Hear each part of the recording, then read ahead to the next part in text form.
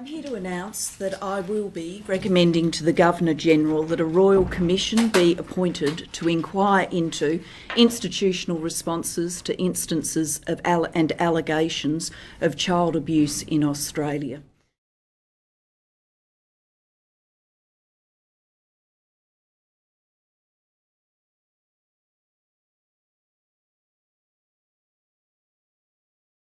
Until such time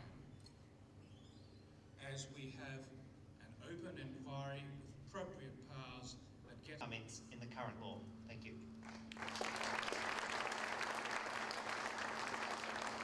Anthony Whitlam's inquiry is instituted by... It says the Church does not take responsibility for the conduct of its priests. There is no vicarious liability. Diocese of Parramatta and Armidale, because as Cardinal... This afternoon, the Premier announced a special commission of inquiry into the matter. Peter Fox has come forward with allegations. They deserve to be tested, and Margaret Cunneen is the right person to do it. For the victims, it's bittersweet. Thinking, are we ever going to make this happen? And then to finally hear it, it was just an incredible moment. Peter Gogarty was abused as a young boy by notorious pedophile priest Jim Fletcher. The institutions that have let this happen to innocent kids are now being, going to be asked to explain themselves. How did they let that happen? Louis Perona's son John took his own life in July. He'd been grappling with the pain of being abused by a Hunter priest in the 1970s. People who cover up sexual crimes, sexual abuse of crimes, don't seem to think it's serious. Well, they're wrong. They're about to find out that they're very wrong. A historic day for Peter Fox and victims of child abuse. It's been a long time coming. It's been 6 months, so we're well and truly ready now, of course. The Detective Chief Inspector was the first witness to appear at the Special Commission of Inquiry following his explosive allegations last year. It's all about getting to the truth, and that's what the Commission's all about. The next 2 weeks will focus on the circumstances leading to why the then Commander Max Mitchell directed Peter Fox to cease investigations into alleged child sexual abuse in the Catholic Diocese of Maitland, Newcastle, involving Father Dennis McAlinden and Father James Fletcher, and an alleged pedophile ring within the church. Detective Chief Inspector Fox perceives that he was removed from any investigative role relating to child sexual abuse matters within the Catholic Church. Commissioner Margaret Cunneen SC heard that Peter Fox... The inquiry resumed today, investigating how police handled complaints of child sex abuse within the Maitland-Newcastle diocese. Newcastle Herald journalist Joanne McCarthy was called as a witness. I'm glad that she's at long last now being able to give her version of events. Ms McCarthy had been in close contact with victims and police whistleblower Peter Fox and told the Commission he was pretty keen. Others weren't so keen. She was also angered by the treatment of one victim and admitted that she wasn't wholeheartedly buying into the police investigation. Ms McCarthy added a senior officer contacted her to say that prosecution wasn't the way to go with historical matters and that truth and reconciliation was appropriate. We're doing this on the back of a Victorian parliamentary inquiry that I think has really exposed to the Australian public the very real differences between what the Catholic Church has said in the past about how it deals with these matters and what it actually has done behind the scenes. It's an apology and an admission many victims thought they'd never hear. I wish to make an unreserved apology on behalf of the diocese to all those who have suffered as a result of acts or omissions of members of this diocese in relation to matters before this Special Commission of Inquiry. We expect that the evidence gathered by this inquiry will show that the Maitland-Newcastle Diocese, as an institution, had extensive knowledge dating back to the 1950s of the serious risk posed to children by McAlinden. Michael Malone slipped into the Special Commission this morning for his first day of evidence, avoiding the media throng gathered outside. He took to the stand shortly after lunch and began giving his recollection of events around the time Bishop Leo Clark resigned and he was appointed head of the diocese in mid-1995. Under questioning from counsel assisting Julia Lonergan, Bishop Malone said Bishop Clark's resignation and his subsequent elevation came as a complete shock, adding that he had expected a more solid handover so he could be briefed on any secret documents on priests that he presumed existed. Bishop Malone told the Commission that the handover lasted a matter of minutes and then the outgoing leader left like a rocket. But not before pointing out a large briefcase in the corner of his office containing what later emerged as documents outlining abuse allegations against pedophile priest Dennis McAlinden. Bishop Malone told the Commission that when he asked Bishop Clark what was inside, he responded with, "Oh well, you'll find out." He said that he also pressed his predecessor on whether there were any skeletons in the closet. At the time, Father Lucas was part of a special committee charged with dealing with various issues relating to Catholic priests, including child sex abuse claims. He told the inquiry efforts were made to remove suspected pedophiles from active ministry, saying if he's willing to resign, that's a good outcome. However, he conceded it is a problem when he disobeys that direction. Counsel assisting Julia Lonergan pressed Father Lucas on why police weren't notified of criminal accusations against clergy members. He told the Commission he didn't go to police because he didn't want to betray victims. "I never felt able to do that," he said, because victims didn't want to go to police. Father Lucas later admitted that the church processes for handling abuse complaints were, in hindsight, perhaps erroneous, adding it may have been better to force victims to go to authorities. Documents previously tendered to the Commission indicated Dennis McAlinden made admissions of his crimes to Father Lucas. However, he now says he can't recall that, although he accepts it may have happened. Outside the Commission, she concluded, "It surprised me through this whole inquiry. Clergy and other witnesses are having trouble trying to remember, and I can tell you for sure that victims have a lot of trouble trying to forget." It was an inquiry that uncovered a silent evil. For Peter Gogarty, this premises is where the torment occurred. Yesterday's findings from the Special Commission of Inquiry into how police and the Catholic Church handled complaints of child sexual abuse in the Hunter provided a sense of satisfaction. People in high places in the Catholic Church, particularly in this diocese, certainly knew about the activities of Dennis McAlinden and James Fletcher for a long, long time. 3 of the 4 volumes of the report were made public, with the other remaining confidential, and it's believed criminal charges could be laid against a senior church official as a result. The explosive findings were a tough read for the Catholic Church. For me and others in this diocese, it is a bitter experience to read the report. The Special Commission of Inquiry brought into question the inactions of up to 6 senior members of the Maitland-Newcastle Diocese for failing to report child sexual abuse. It's believed one senior church official could face possible prosecution. The Royal Commission arrives in Newcastle tomorrow, and the evidence it will hear is expected to be confronting, to say the least. I think it will be a shock for the broader community about, what they will learn.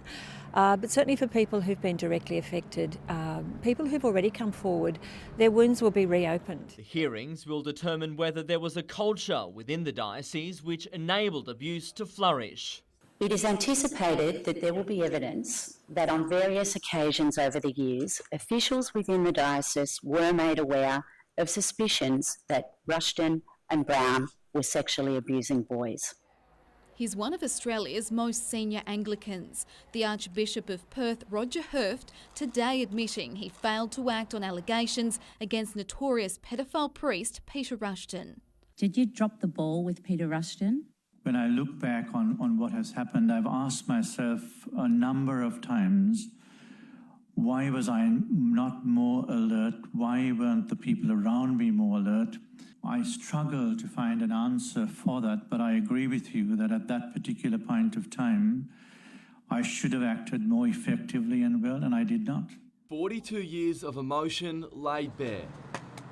Today, Gerard McDonald stood defiant after addressing the Royal Commission. Does this help you move forward?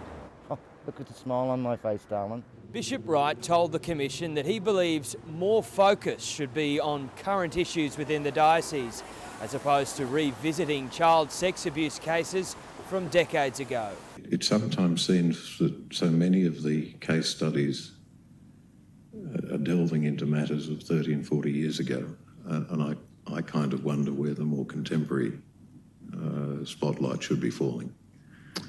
Well, one of the issues there, Bishop, I'm sure you understand, is it takes people many, many years before they come and tell anyone that they've had a problem. At 90 years of age, Audrey Nash is still struggling with the pain caused by child sexual abuse. About 6 months after the Bar Beach accident, on October the 8th, 1974, Andrew took his own life in his bedroom. He was 13. Ms Nash's son Andrew was a student at Maris Brothers in Hamilton. He had visited the beach, which it's since been revealed was a regular haunt of convicted pedophile Brother Romyald. I now believe that Andrew was sexually abused and that he took his own life because of it. Earlier, Brother Michael Hill spoke of Brother Dominic and the complaints made against him by former students at Maris Brothers at Hamilton. What was the nature of the complaints? I'm not aware. Inappropriate behaviour, but there are no more details than that. Did you ask him if there were any more details? No. When you're concerned to know? Absolutely. Meanwhile, Commissioner Peter McClellan acknowledged the media's role in sparking the inquiry, particularly the Newcastle Herald's Joanne McCarthy. Without those efforts, it's unlikely that this Royal Commission would have taken place. The Cathedral Board has now taken over responsibility from the Parish Council following its sacking amid revelations in the Royal Commission. Despite the internal turmoil, the Anglican Diocese maintains there is still confidence within the Church. Forgetful and at times uncomfortable. Are you getting irritated with me, Mr. No, I'm not getting irritated with you. Former priest Graham Lawrence giving evidence at the Royal Commission, denying he protected pedophile priests during his time as Dean of Newcastle Cathedral. Is it right or is it wrong that you were a go-to person in the diocese for priests who were accused of child sexual abuse? That is wrong. Lawrence was stripped of his holy orders in 2012 after allegations of child sex abuse were levelled against him, as well as claims he was part of a gang of 3 within the diocese which kept allegations of child sex abuse secret, claims he denies. After 16 days of hearings, current Bishop Greg Thompson, himself an abuse survivor, had his chance to give evidence. It's the case that there has been a very significant problem with child sexual abuse in the Diocese of Newcastle.